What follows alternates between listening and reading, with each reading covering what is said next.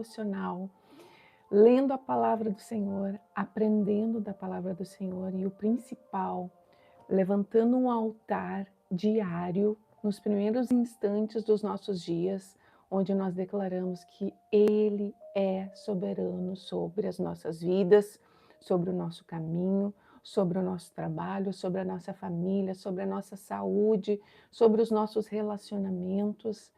Então, nós andaremos confortados, abraçados, seguros diante desse Deus, independente do que esteja acontecendo em nossas vidas, independente do obstáculo que nós tenhamos que atravessar.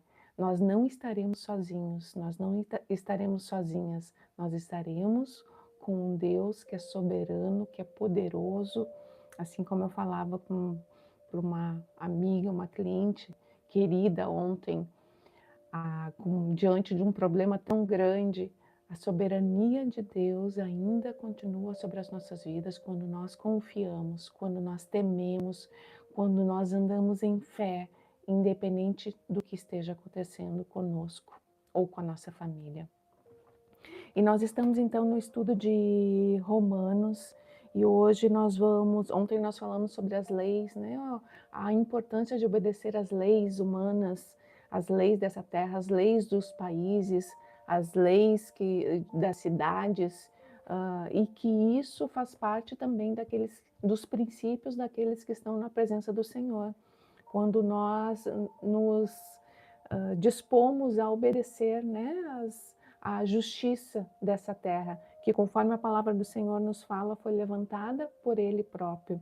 As leis foram feitas por Ele próprio, né? Ele utiliza de pessoas, utiliza de governos, utiliza de regimes, mas Ele continua na soberania de todas as coisas. Ele continua entronizado. E isso que eu falava ontem para essa pessoa, essa certeza dessa soberania de Deus, ela tem que estar enraizada no nosso coração, para que nós não cedamos, né? Para que a gente não vá nem para a direita nem para a esquerda, e também para que nós não oscilemos na nossa fé. Ontem eu ainda estava olhando um pastor, um cantor, faleceu, evangélico, né? Faleceu de câncer ontem, depois de uma luta tremenda contra essa doença tão difícil, essa doença que é tão desesperadora. Recentemente eu perdi um primo com 52 anos, novo, uma filhinha ali, 2 filhos já adultos, mais uma filhinha de 4 anos. Então é uma tristeza essa doença, mas qual é a nossa certeza? E aí ontem eu ainda falava para essa minha cliente, minha amiga, qual é a nossa certeza? Qual é a nossa maior busca nessa terra? Estar na presença do Senhor, mas acima de tudo, a salvação. Não é o nosso bem-estar, e o Senhor Ele pode nos fornecer um bem-estar aqui nessa terra, mas não é o nosso bem-estar aqui nessa terra. É uma salvação, é uma eternidade ao lado deste Deus. É essa a nossa principal busca, estar com Ele nessa eternidade. Porque aqui o que nós vivemos é um mundo transitório, é um mundo onde nós estamos sujeitos à morte, onde nós estamos sujeitos a condenações, a situações, a doenças, a misérias tantas vezes, a destruição, a perdas tantas vezes, a tristezas que muitas vezes nós nem esperamos, mas nós somos confrontados com esses obstáculos, com essas tristezas. E o que nos faz ter uma chama no nosso interior? O que nos faz ter esse Deus grandioso no nosso interior, queimando, um altar queimando por Ele? A nossa fé, a nossa consistência na palavra, o estar todos os dias meditando naquilo que Ele nos fala, naquilo que Ele vai martelando ali, olha, vocês são escolhidos, vocês são predestinados, vocês já não são mais escravos do pecado, olha, vocês têm comigo uma aliança, olha, vocês são preciosos, olha, eu tenho o nome de vocês escritos na palma das minhas mãos, olha, eu estou com vocês, olha, faço morada no seu coração, eu estou aí juntinho de vocês, vocês não estão sozinhos. E ela me falava ontem, nossa, parece que Deus não ouve as nossas orações às vezes. Não, Ele está aqui no nosso interior. Só que a nossa confiança, a confiança está ligada à fé. Nós precisamos confiar, nós precisamos ter fé de que todos os detalhes estão sendo ministrados por Ele. Primeiro, para alinhar o nosso caráter, né, que é corrupto, que é pecador, que é maldoso, que tem uma origem maldosa, mas nos alinharmos diante dele, né? Muitas vezes as aflições que nós vamos passando, elas vêm para nos confrontarmos o nosso caráter, confrontar o nosso caráter, a nossa maneira de ver. Muitas vezes vem para abrir os nossos olhos para aquilo que nós vamos trazendo de padrões comportamentais que precisam ser mudados. Então, o amassar, o espremer vai fazer com que um óleo precioso, como é feito lá com as olivas, um óleo precioso, um óleo saboroso, um óleo com qualidade possa sair de nós. Então nós vamos agradar este Deus. Mas vamos orar, então nós vamos a partir do capítulo estamos no capítulo 13, vamos a partir do versículo 8. Nessa continuação aqui de Paulo, e Romanos é um livro muito completo e muito didático, porque Paulo vai ali nos ensina sobre a constituição ali dos judeus, né? Nos ensina sobre as leis, nos ensina sobre as boas novas, sobre a graça, sobre Jesus, nos orienta como nós devemos nos comportar, nos orienta como nós devemos conduzir a nossa fé. Então, Romanos é um livro incrível, para quem não leu, leia do início ao fim. Aliás, todos os livros, né? Mas Romanos é o que nós estamos estudando agora nesse momento. Mas vamos orar e já vamos começar, já começamos, mas vamos falar um pouquinho mais. Senhor, eu te agradeço, meu Deus, por mais um dia, estarmos aqui na tua presença, mais um dia, estarmos firmes, ó Deus, para ouvir a tua palavra, para saber quem tu és, para ouvir das tuas instruções, estarmos firmes, Senhor, para receber, Senhor, o maná que vem do céu, Senhor, a tua palavra que é nutritiva, a tua palavra que nos nutre, a tua palavra que nos consola, a tua palavra que nos edifica, Senhor, a tua palavra que nos leva para mais perto de ti. Senhor, nos ajuda a entendermos mais um pouquinho hoje nesse dia. Sê conosco, Espírito de Deus, em nome de Jesus. Amém e amém. Então, queridos, o título da minha Bíblia fala: O amor cumpre as exigências da lei de Deus. Esse é o título da minha Bíblia, não é o título escrito por Paulo, certo? Nós já falamos a respeito disso. As Bíblias são divididas e nessa constituição atual, né, nessa organização atual, eles colocam títulos para a pessoa entender melhor o que vai acontecer, o que vai ser falado no contexto a seguir. E versículo 8 começa da seguinte forma: Não devo nada a ninguém, a não ser o amor de uns pelos outros. Quem ama seu próximo cumpre os requisitos da lei de Deus, pois os mandamentos dizem: não cometa adultério, não mate, não roube, não cobice. Esses e outros mandamentos semelhantes se resumem num só: ame o seu próximo como a si mesmo. O amor não faz o mal ao próximo, portanto, o amor cumpre todas as exigências da lei de Deus. E esses dias eu estava falando com uma amiga sobre a diferença sobre cobiça e inveja, né? A gente brincava lá no Brasil, fiquei com inveja branca. Olha, a inveja chega a ser um pecado pior do que a cobiça, porque a inveja, na definição na definição ali pelo Google, nos fala que a inveja é nós olharmos para algo que alguém tem e no coração não querermos que essa pessoa tenha aquilo. Agora, a cobiça é o que o Senhor fala muito sobre a cobiça também, inclusive é um dos mandamentos, inclusive Paulo fala a respeito disso, que ele descobriu a cobiça dele através da lei, através dos mandamentos, que antes ele era ignorante em relação àquela cobiça dele.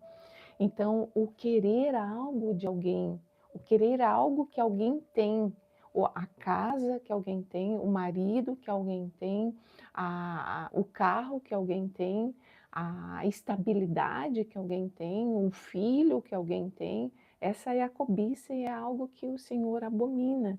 E a inveja é muito pior. A inveja é invejar e querer e no coração querer dizer, olha, fulano não deveria ter isso, né? Por que essa pessoa tem isso? Então essa é um pouquinho mais sobre as definições desses pecadinhos que muitas vezes nós vamos consumindo na nossa vida diária como se eles fossem normais, né? Normalizados. Ah, inveja branca, não existe inveja branca. É pecado mesmo. E esses pecados nos afastam do Senhor e corrompem o nosso coração. E aí o 11 ele continua: tudo isso é ainda mais urgente porque vocês sabem como é tarde. O tempo está se esgotando. Desperta. Imagina, 2000 anos atrás, aqui Paulo está nos falando que o tempo está se esgotando. Imaginem agora, Jesus está às portas. Jesus está às portas. Jesus está chegando, Jesus está voltando. E onde que nós estamos na presença dele? E de que forma nós estamos na presença dele? É muito fácil falar, eu sou de Jesus, eu oro todos os dias, mas vive uma vida promíscua, vive uma vida afastada do Senhor, não convive com irmãos, não convive dentro de uma comunidade. Então é muito fácil dizer, olha, eu já fui batizada, eu estou em Cristo, mas não participa da ceia do Senhor, né? não participa da comunidade do Senhor.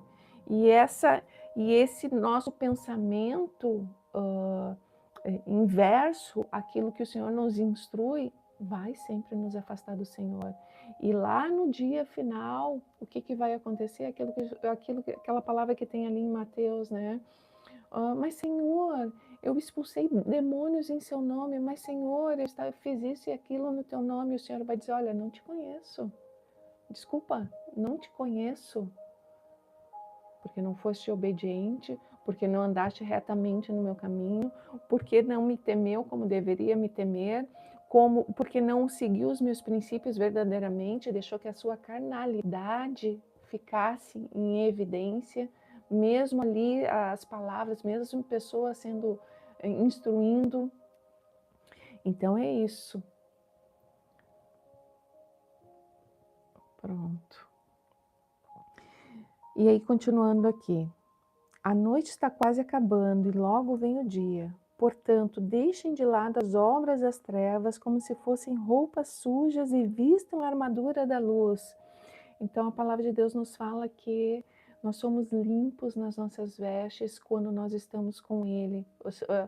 Ficamos brancos como a neve. Os pecados, eles vêm e nos sujam. É como um lodo, é uma visão espiritual onde nossas vestes estão totalmente sujas e com Jesus nós vamos nos limpando um pecadinho de cada vez. Muitas vezes ele faz uma transformação radical, mas em algumas outras pessoas ele vai aos pouquinhos tirando um pensamento errado, tirando uma visão errada, tirando um comportamento errado, tirando um modo de falar errado, tirando um olhar, né, julgador errado. Então, este Deus, ele vai transformando para aqueles que prevalecem em obediência a Ele. E aí ele continua aqui, uma vez que pertencemos ao dia, né, aqueles que estão em Cristo, vivamos com decência à vista de todos. Não participem de festanças desregradas, de bebedeiras, de promiscuidade sexual e de práticas imorais.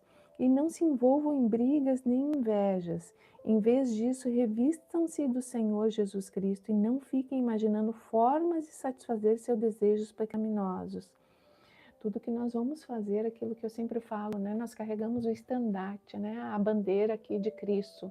E tudo que nós vamos fazer seja uma pequenina palavra, uma pequenina ação ou um hábito que para nós, e aqui mais para frente nós vamos ler a respeito disso, um hábito que para nós é um hábito normal, né? Não tem nada a ver, mas que faz com que o olhar da outra pessoa nos veja de uma forma errada, vai fazer com que a outra pessoa peque nos julgando e vai fazer com que o nome de Jesus não seja exaltado através das nossas vidas como deveria ser exaltado. E aí nós continuamos aqui. Aliás, eu não vou entrar nesse próximo capítulo, nós seguimos, não sei se vai ser amanhã ou segunda, mas vamos finalizar com essa meditação aqui. De que forma nós estamos na presença do Senhor? Alex, bom dia. De que forma nós estamos na presença do Senhor? De que forma nós estamos conduzindo as nossas vidas na presença do Senhor? Nós estamos diante dessas situações que o Senhor levantou para nós. Como está a nossa vida? Nós estamos limpos na presença do Senhor? Ou nós precisamos ainda mudar algumas situações nas nossas vidas? Que o Senhor possa trazer a consciência hoje, sua e minha consciência, sobre aquilo que nós precisamos mudar. E hoje é o dia. Hoje é o dia para adorar o Senhor, hoje é o dia para exaltá-lo, hoje é o dia para estar com Ele, hoje é o dia para declarar a confiança, né, que nós temos nele, deixando ali as nossas tribulações, as nossas aflições ali no altar dele. Olha, Senhor, está aqui, ó, eu não posso mais com esse pai alcoólatra, eu não posso mais com essa filha rebelde, eu não posso mais com essa chefe que me atormenta, eu não posso mais com essa questão financeira. Olha, Senhor, está aqui, ó, no teu altar, me ajuda. E confiar, e largar dos nossos braços, e receber dele aquilo que Filipenses 4 nos fala, a paz que excede todo e qualquer entendimento. Eu vou orar então para nós finalizarmos. Senhor, eu te louvo, Senhor, por esse tempo, pela tua palavra, que o Senhor possa nos edificar diante dessa palavra nesse dia, Senhor, que nós possamos ser alinhados nesse dia diante de ti, meu Deus. Eu te agradeço e entrego tudo, tudo, tudo nas tuas mãos. Sê conosco, em nome de Jesus. Amém e amém. Amém, queridos. Até amanhã, então, se Deus quiser.